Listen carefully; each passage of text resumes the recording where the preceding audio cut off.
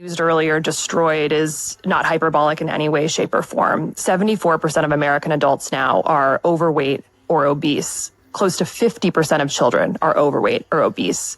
120 years ago, when someone was obese, there were case reports written about it. Yes. Literally, there were people in the circus if you had obesity. Sideshow fat. Yeah, it was so unusual. It was so unusual. It is now 74% of our country. 77% of young adults are unfit to serve in the military because of these issues like obesity.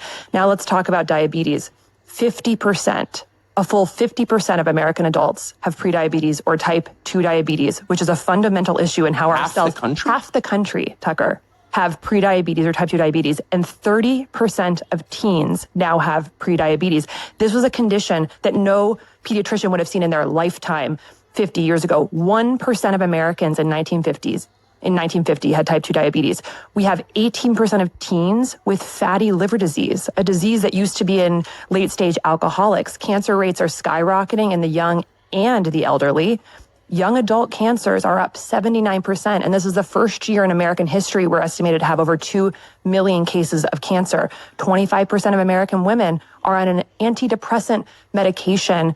40% of 18-year-olds have a mental health diagnosis. We have the highest infant and maternal mortality rate in the entire developed world, despite spending 2x on infant and maternal care than any other country. So you have a higher risk of dying as a woman giving birth in America than any other developed country in the world.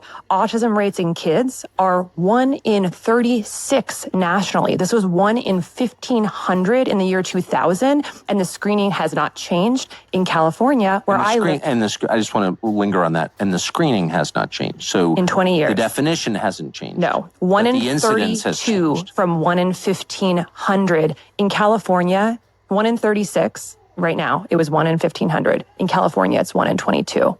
One of the worst states in the country for autism. So this is just a smattering. What the hell is that? And all of these conditions. I mean, and I could go on and on. Autoimmune diseases, infertility is at peak rates. I mean, I don't know how this is not front page news. Infertility is going up 1% per year. Sperm counts are going down 1% per year since the 1970s. Sperm counts are down 50%, continuing to drop. At an increasing rate. Our bodies are crying out for help. 26% of women have polycystic ovarian syndrome.